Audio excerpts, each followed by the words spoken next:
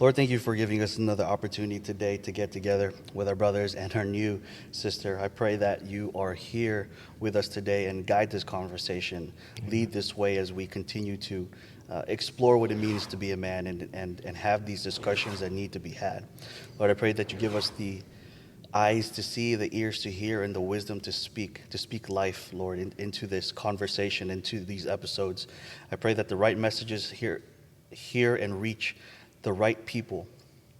Lord, I pray that you bless each one of us as we continue to walk this path that you called us onto. Thank you, Lord. In Jesus' name I pray. Amen. Amen. Amen. Woo! Oh, that was a kind of a cool echo. How you guys doing? Drinking coffee. I'm Drinking tired. coffee? KOFO What? Coffee. From where? Yeah, KOFO. KOFO. Absolutely. Oh, what? Oh, my. Really You good. know anything about this? So KOFO Coffee is Smooth. Let me That was just smooth, jump right? right That was in. pretty smooth. Yeah. thank you for that intro. Yeah. Is a single origin, really high quality coffee, comes from volcanic soil. So I have a roaster in Guatemala, and we work with a very small farm, really small family that picks only the ripest cherries. And we pay slightly above fair trade coffee. It's just that getting the organic stamp is a little bit too ridiculously expensive. So it is organic, it is fair trade, plus. And how does it taste? Tastes amazing. Tastes it really good. does. I like it. Absolutely. Even just black. Yeah. It's awesome. Yeah, And thank that's you. not biased at all, right? That's how you're supposed to drink it. It's the only way to drink coffee. Yeah, you're supposed to take the first sip black, you know what I mean? And then add. Oh, Come see, on. I am Come on, man. ignorant. I am This so guy sorry. right here I knows. am so sorry. Yeah. But I appreciate you being here today and bringing us this coffee. Everyone see that branding? It's legit. It's good coffee. It's really good coffee. Absolutely. And you're based out of Chicago, right? We're based out of Chicago. We ship everywhere in the U.S. Awesome. Awesome. See, where does the name come from, if you don't mind me asking? So my dad has been roasted his entire, basically like my whole life. My sister and I have been roasting my dad for not being able to pronounce coffee. He just says KOFO, and we're like, Papa, it's not. It's not KOFO. It's coffee, because we're from the Soviet Union, and I just decided to name my company after him, and That's awesome. That's Papa really is cool. king, you know. Absolutely. Oh, I love That's so that. amazing. I love that. Is he still around? He is still around. He's Good. in Wisconsin, and yeah, very proud of me. Absolutely. As you That's should be. awesome. Yeah. Thank you. That's awesome. That's awesome. I definitely want to get more into your story with entrepreneurship and business and stuff that we've touched on previous conversations. But one of the things that I was really excited for you to come today is because the guys and I have been talking about this since kind of like early on, right? Bryant was the third one to come on the show, and we've been like, we should get a female on here, and we haven't really looked into it as much. And it's kind of funny how the timing works because we're at a year. This is actually, oh my goodness, I didn't realize it. This is going to be episode 52, and this is our 1 year episode, which we finally have our first female. She's going to have some awesome perspectives on what it means to be a man today, because I know a lot of our listeners and a lot of men are there looking at what is a man? Like what's going on? And they're hearing it from our perspectives because we're dudes, but now we're going to be able to hear it from a female perspective. And I think Unbiased. Unbiased, right. So, you say it how it is, and we're just here for the conversation. So, Natalia, let me ask you, what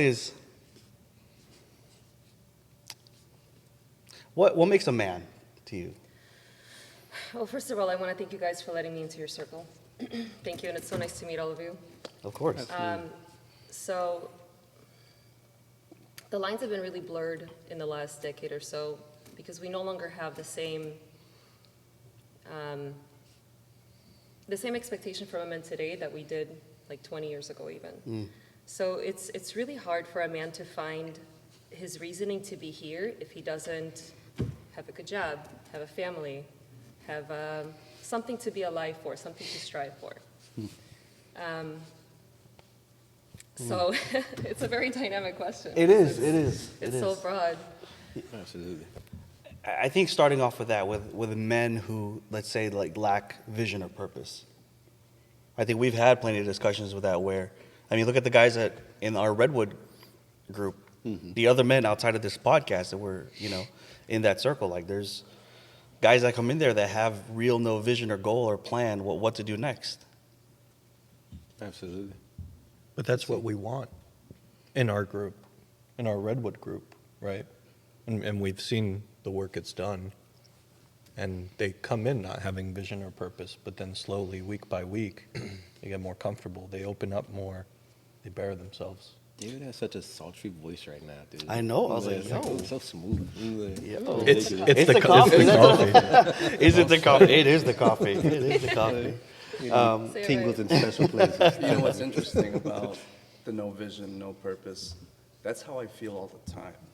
And I'm slowly... With gaining- yourself? With myself. Okay. Like, slowly gaining this vision, and it's dynamic, and that changes all the time. And then the purpose changes all the time. So I get it if someone else doesn't have that. Go ahead. No, I was going to say at the same time, I feel that we get comfortable way too quickly in the sense that Yes. we are by nature chasers, right? Like, let's say you want to get married, right? You chase that, then all of a sudden you get comfortable in your marriage. And it's like that desire, I wouldn't say the desire, but that, I guess, fire, that spark, that initial run, chase, whatever, to obtain what you get, it's all of a sudden it gets to be just mellowed down, toned down. It's like, oh, I'm okay with just that. I'm okay being a statistic, when in all actuality, with everything, right? If you don't invest, you don't get anything back in return. It just kind of plateaus, and that's what you get out of it. And how do you change that? Only you can change yourself. Girl, you trying to be a host on this show? Exactly. That's what Goodness I'm gracious, no, Hey, that- that's good. That is a really good question. You though. can't. She's both of them. You can't She's change. like- Yeah. You can't change the attitude of nobody but yourself. Yeah. You can't expect your wife to change if you don't put in the work. Yeah. You can't expect your friend to be a better friend if you're not a better friend first. So I feel like it always starts with you, and whatever you want to achieve out of it. Right. And you might not get it because it might not be reciprocated, but that shouldn't stop you to do what you have to do. I think it's kind of hard to go about putting in 100%, in a relationship day in and day out without having some sort of motivation. Yeah. If you truly love your partner, and you love them for a specific reason, like my wife is super caring, right? And I love her for that. But then, that caring starts to fade away. It's like, well, okay, now I have to find another reason as to why I love her, so on. So being love able that. to, keep up with the times, because we know that people are going to change throughout, the span of a relationship or otherwise. But being able to, see past those things and really just look at the individual. Yeah. But I think that's a great pickup, because we're always growing, we're always changing, right? Like, my wife and I had been together for 14 years. Yeah. So I'm not the same person at 20 as I am now at 34. Like, my values have changed, my experiences have changed.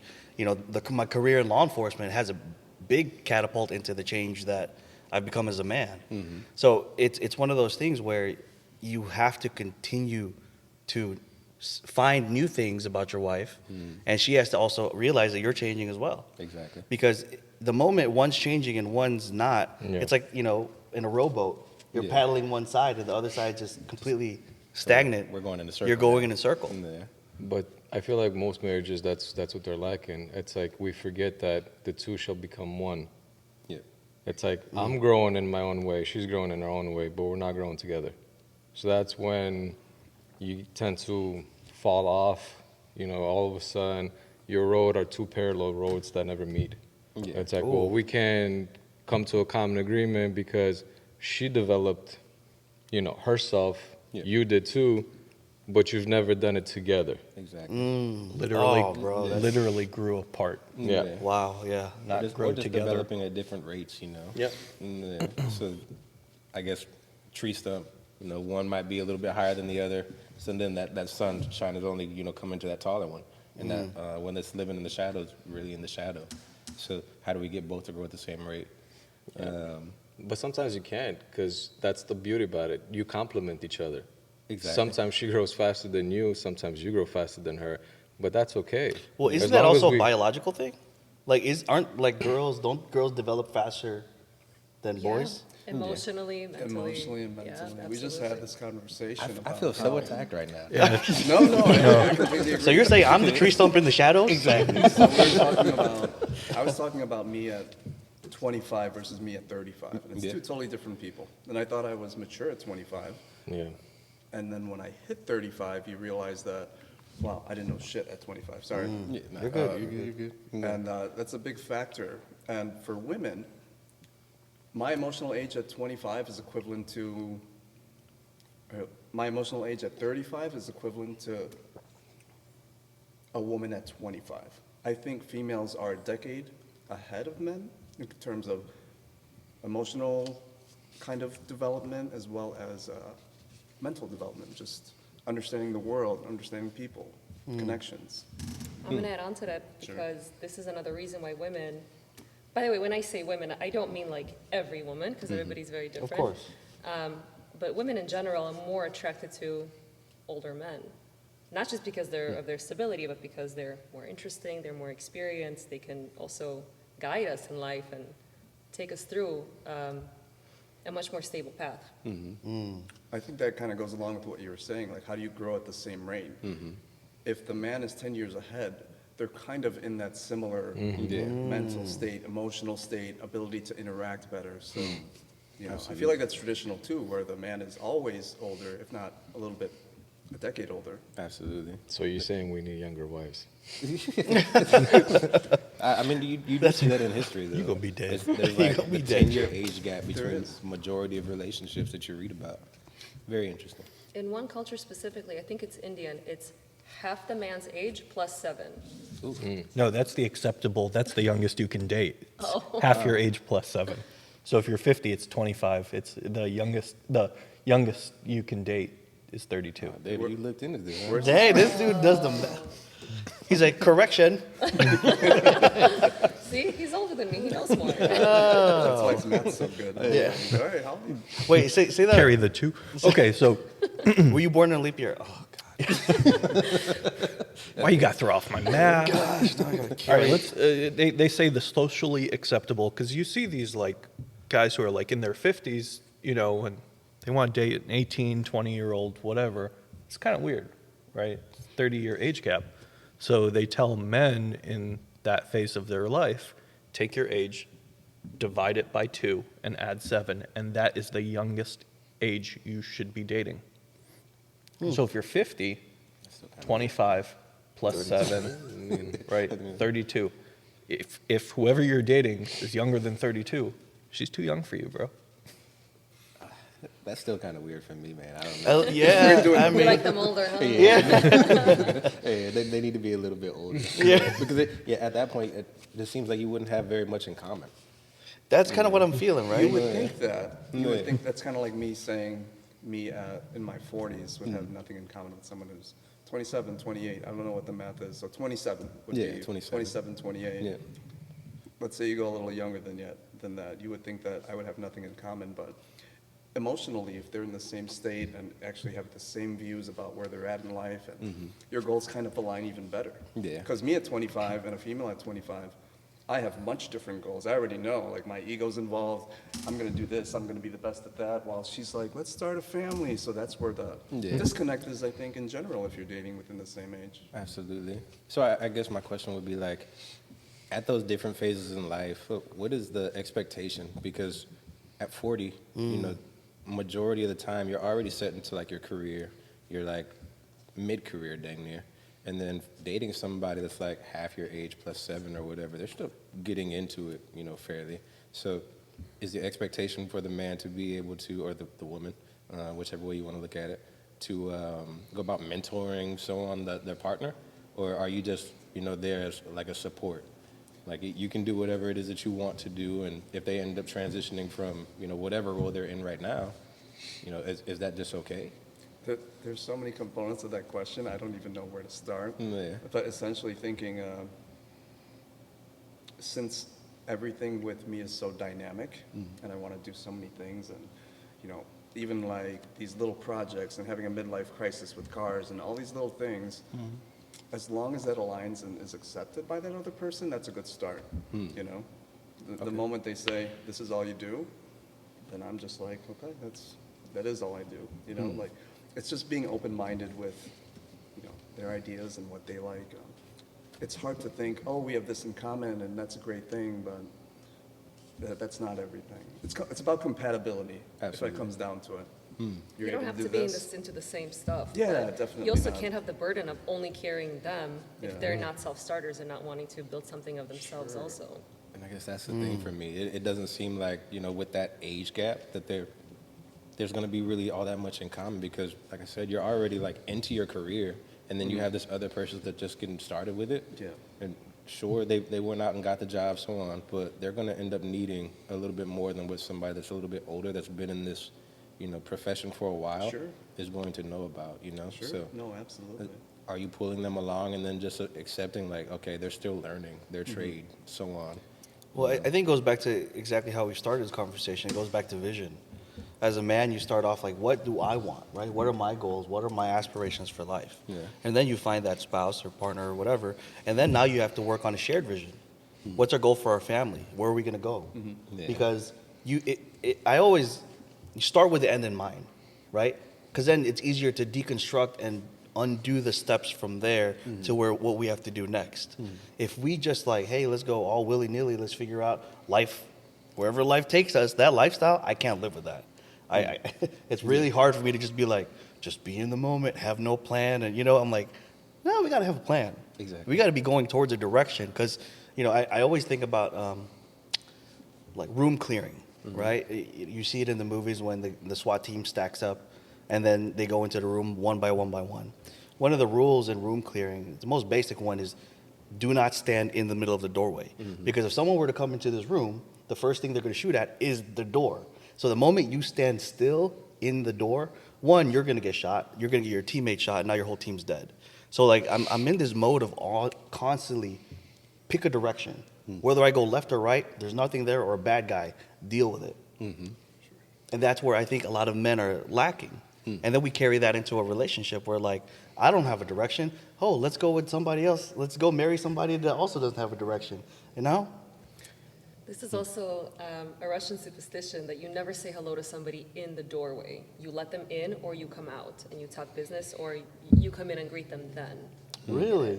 What's considered in the doorway? Like exactly within the frame? I or open the door, hello, welcome to my house. I don't go like this to you. I say, come on in.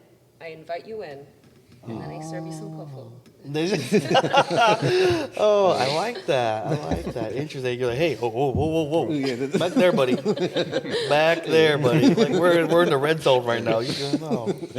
Absolutely. And I'm sorry, I want to add on to your point because, like a man who doesn't have a purpose also is very lost. And you're right that when both of you have a vision, it manifests so much faster Yes. when you're working on it with a partner. Yeah. Let's see. It's more of a synergistic type of add-on to what you're doing in life, and if they're doing the same, it's great. It's like a symbiosis, right? Yeah. Yeah. And I think going back to your point, what if you're already set in your career and you meet someone who's getting into their career? There's so many different ways to look at it. I kind of want to ask you, since you train people and you're in the gym, let's say you meet a guy. This guy is 5'7", 180. in finance. 6'5", yeah. Trust fund. Let's say you I'm meet saying, them. well, wearing a black shirt, nice beard. No, let's say you meet them. Let's say you meet them and they're great, because we kind of have the same foundation when it comes to like physical kind of knowledge. Let's say you meet them, they're great. They kind of fit like visually what you look like, and then all of a sudden you realize they don't know how to work out, like at all. What? They're like, what's a gym? You know? Like, I like to hike, which is cool, but what does that say? Because you're not in the same level when it comes to something that you're so passionate about. Oh, like you're saying, like she's an expert in something, Yeah. and then the Yes. dude she's like looking at or whatever has no idea of that expertise. let's Is say that you're is that an like expert. a gotcha? You're an Gotcha. expert. I think working out. another thing that Jason is asking is basically like, what do you do with a man who is like physically attractive on the outside, but he doesn't take care of himself? Like he's not healthy. Yeah. Like this is what I think when somebody does not work out. I'm sorry if this is too harsh. It's just, No, you I've say been it. in this industry for so long. It's just like, Do it. do you love Say it. yourself? Are you going to take care of yourself? Do you love yourself? Yes. Mm-hmm. Yes. Yeah. No, but I mean, hiking, yeah, it's also healthy. But how often will you really do that? In Chicago. Well, I want to add on to that because earlier you were saying you do jujitsu, right? And you are able to protect yourself, which is amazing. I love that. I'm all for that. How do you feel about a man who doesn't train and can't, like, maybe he works out, sure, but I think all of us know here, like, muscles don't mean shit. Exactly. Oh, exactly. man. So how do you feel about a guy that can't, that you're like, hey, he looks good aesthetically, but I know that he does not train. How do you feel about that? Oh, my God. Oh, Am I really going to say this out loud? do it. Well, so every man has value. Like, just because he doesn't do a certain thing does not mean that I can't sit and look into his beautiful face and listen to him and learn something from him. It's a good start. Okay. Exactly. Okay. That's good. Soften the blow a little bit. Okay. Right before we get into You it. captured everybody's attention right now. There's always something valuable that I appreciate in a man. Now,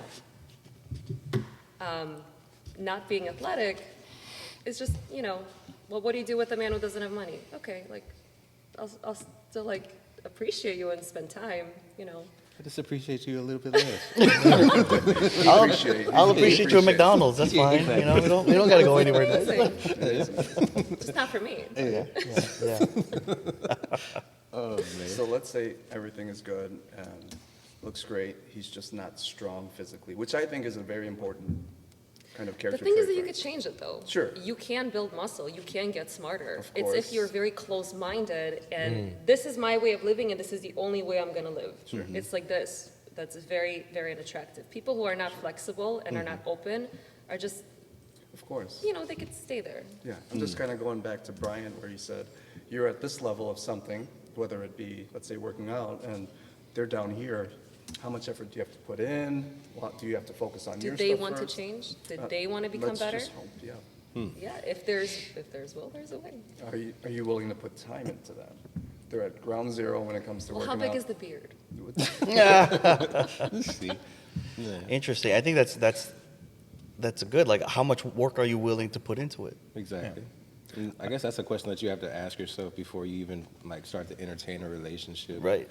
Because if the person is starting off at ground zero and you're already established, it's like, do I really want to invest the time and effort to go about building this person up to something that I could see long term? Or do I already want the person to be developed enough to where I don't have to go about putting in, as much Yeah. effort because I know that they're going to continue doing whatever it is that they're doing. And I don't have to, hey, maybe you should give this a shot. I think that you might be pretty good at this. They already are setting their pattern, so I don't have to really put in any effort.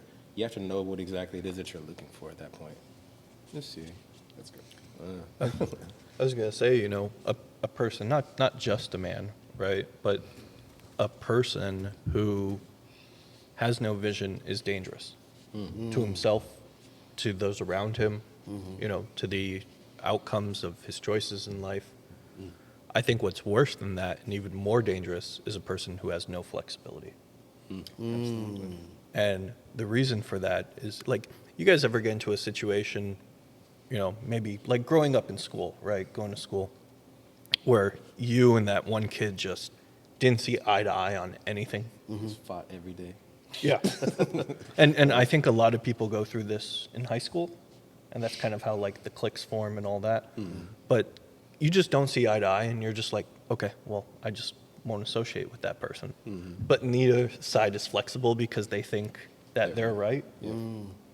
It's really dangerous. It's dangerous in a relationship because we're talking about, like, visions and having goals as one unit together, right? But a lot of people tend to forget that visions and goals change, just like our aspirations. Yes. What we want to do in a career changes. In college, people change majors all the time. And ironically, it's senior year, So people tend to forget that. And if you're not flexible, you fall into some really bad habits. And then that's how we have this mentality of people who think, Wow. Yeah. from previous generations. And you can see it all throughout, the lack of flexibility. Some things you have to be firm on, but we also have to be flexible. That's such a great example, because we can be so hard set on achieving one thing, and then when life throws something at you or God takes you a different direction and you're not ready for it because you're not flexible, what happens? You break. Yeah. And that's what happened to me. I had this career thinking like I was gonna do, the SWAT thing, and then go and become a detective for a little bit. I had like my 5-10 year plan, and then boom, an injury. Yeah. And it's like, whoa, I did not see that one coming. I was so like inflexible that I cracked. Absolutely. And that's such a great thing. Like, it's almost like that 80-20, like Pareto's principle, right? Like you gotta focus on, you gotta have some room for error, some room for flexibility. And I was talking to a buddy back in the day, and I was telling him, I never like to have, at the end of the day, I'd be like, hey, if it's a 10 out of 10, I don't believe in 10 out of 10 days. I think like maybe 9.5, because there's always something that could have been better. Exactly. You've got to give that room, because the minute you say 10 out of 10 and it's perfect, it's almost like, how much room do you have to grow from there? Exactly. You got to give yourself a little bit of space to even entertain that this could have been better. Because the moment we don't give that space, I feel like we take God out of the equation, because it's done. Absolutely. So, question. In what ways have you all changed in like your significant relationships and such? Like what has your partner added to you or taken away from you that you saw that needed to be changed? I know in my personal situation, I was not nearly as caring as I am now, right? You're caring? No, yeah, absolutely, absolutely. He's like, what you say? In certain aspects, absolutely. Yeah. So, going into my relationship, like I said, my wife is like almost the complete opposite of me, right? Or she was, at least. Where I truly did not care, and then, dealing with her, she kind of brought out like a lot of those emotions that were like kind of just bottled up and whatnot. So it definitely changed me for the better, and you can see the change. So what all have you all, experienced in your relationships? Emotional intelligence, 100%. Chip can attest to that. I mean, Wait, you Chip. guys were... How long are you? Me and him been together over 20 years. I probably should. No, I've known Chip for like 20 years, so we grew up together. But like, Jason's like, I knew you guys were close. I just didn't. no, me and my wife, Hand-holding. Exactly. me and my wife dated for about 4 years, and we've been married about 3 almost. But I used to be like, there's no better way to put it. I just used to be a jerk, and like I think we all thanks. It's hard for me to see that. used to, huh? And a lot of that is, when I was talking about flexibility, is because I was not a flexible person. Like either you thought like me and like we're on the same page, and me and Chip always like we had that bond because we think very similarly. But now, I don't know. I guess I'm more of the lover face. You are, yeah. Jim And can attest to that. He's like, here comes a warrior to me, baby. I'll be a warrior for you, baby. Because actually, I'm processing this in my head right now. We were talking about no vision and flexibility, right? And when we talked about the faces, you remember there were always the two extremes, not Yes. enough and too much. Yes. And you can kind of say on that regard, if you have no vision, you're on one end of the extreme. If you're not flexible, you're on the other. Ooh, Right? Absolutely. I mean, that's thinking about it in my head. that is But so I don't know what kind of face that would be. Sure.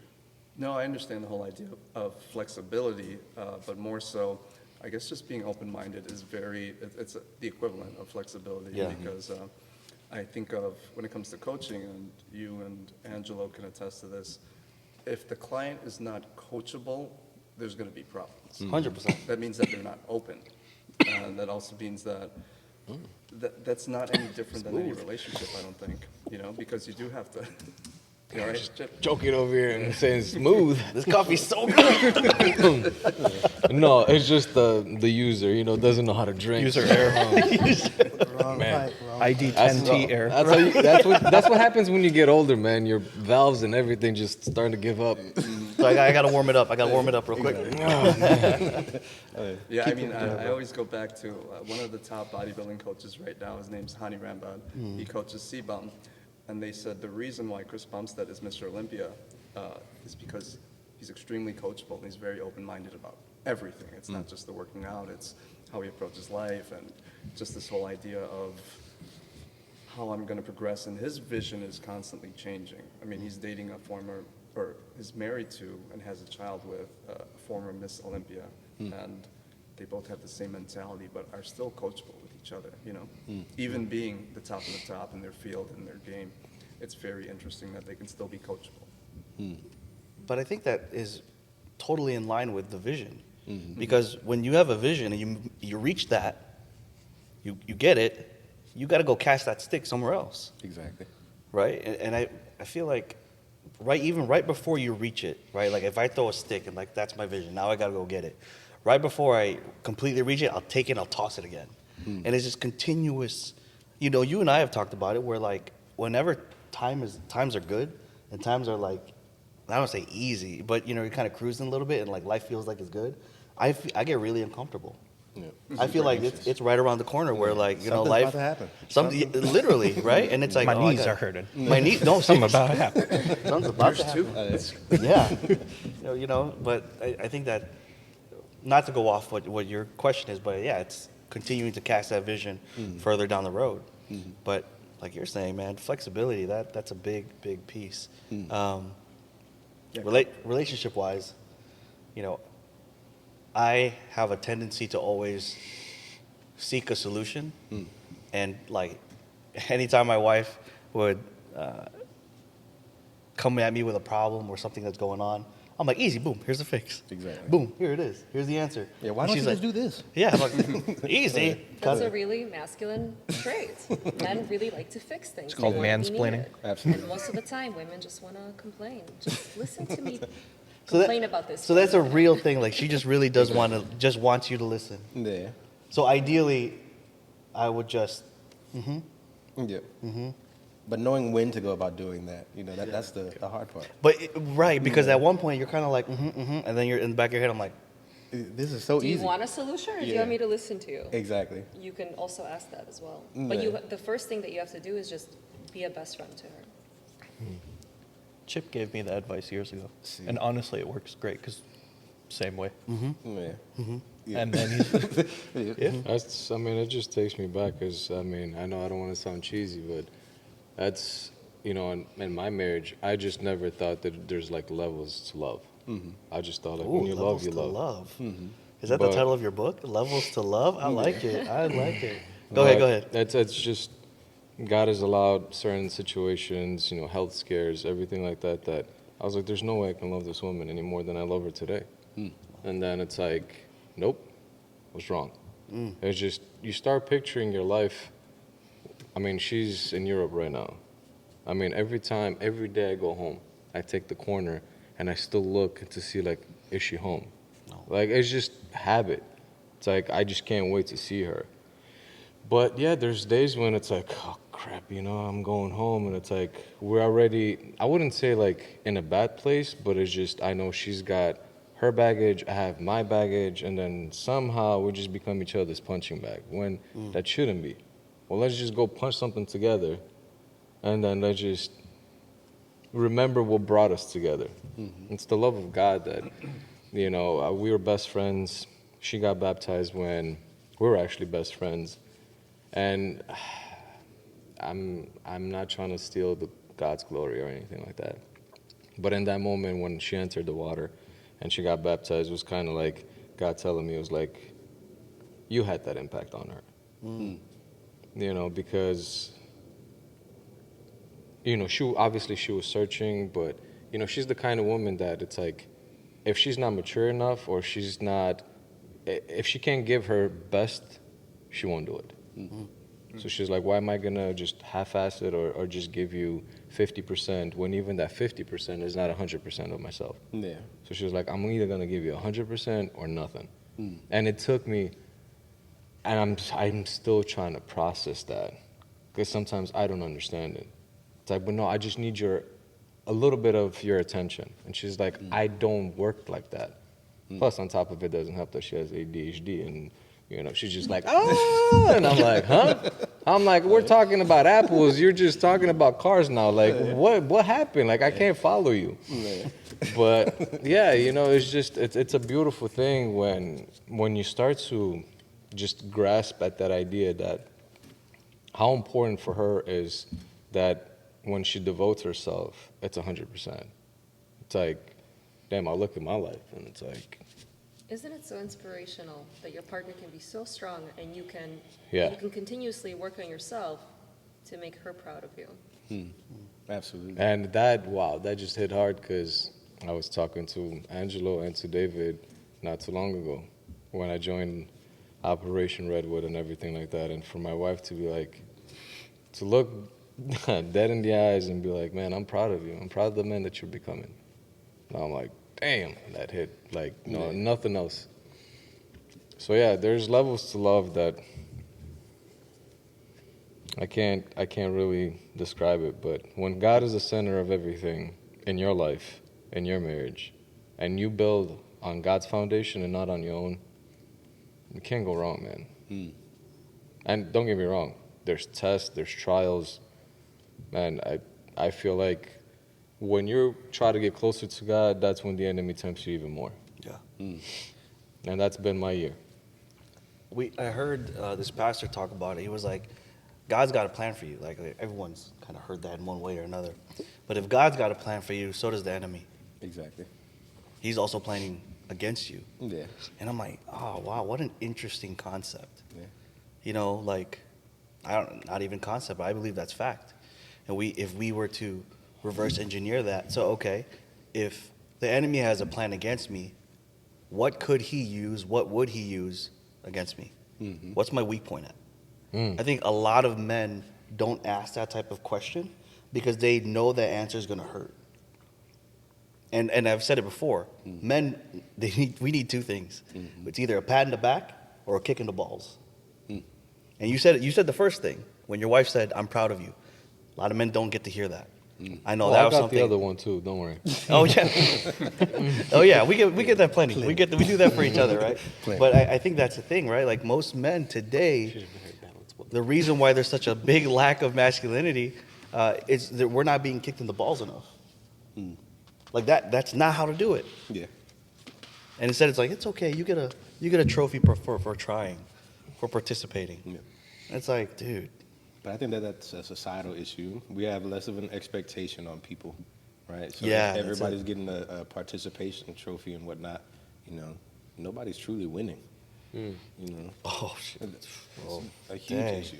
No one's truly winning. Oh man. But Tell me. we can also choose to win. You were talking about the enemy versus the good, and I'm thinking like, man, my soul is a chess game, It is. and both sides are playing to win. But That's I get to super decide. Dang. I get to decide which side wins Exactly. and gets that checkmate. My soul So is a as you were chess game. saying that, I was thinking like, okay, so God has like an idea of the person that you are. So does the devil have the same, idea of the person that you are? Because you see it in the Bible. Oh. Where, Job being tempted, like, that's a strong man. I bet I can break him. So if God has an idea of you as being a good person, does the devil see you the same way? And how can I go about getting in those details to be able to manipulate this person to do, the things that are contrary to the person that God sees him as? He's supposed to be. The devil only knows what you tell him. That's Exactly. the only thing. That's the difference between God and the devil. God knows because he said like he knitted you in your mother's womb. Like he knows everything. He says like the hairs of your head are numbered by him. But the devil is not omnipresent, is not all knowing, all of that. So with that in mind, it's like he's only gonna listen and he's only gonna attack you with what you tell him. Because back to what we were talking, at the end of the conversation, there's two people. When you pray, there's two people listening. There's God and there's also the enemy. He's going to tempt you with exactly what you pray for God's help to come in. God, I'm dealing with this. I'm struggling with this. Please remove this. Because this is the thing that I'm dealing with right now. And if I can get this, If I can get this to perfection, everything else can align. Everything can fall in place. When the devil's like, oh, I know how to get him. Also, don't forget that if you ask for flowers, you're gonna get rain. Exactly. And that's Exactly. mic drop. Mic Bam. Where'd you get that? Legit. KOFO. Hey, everybody. Absolutely.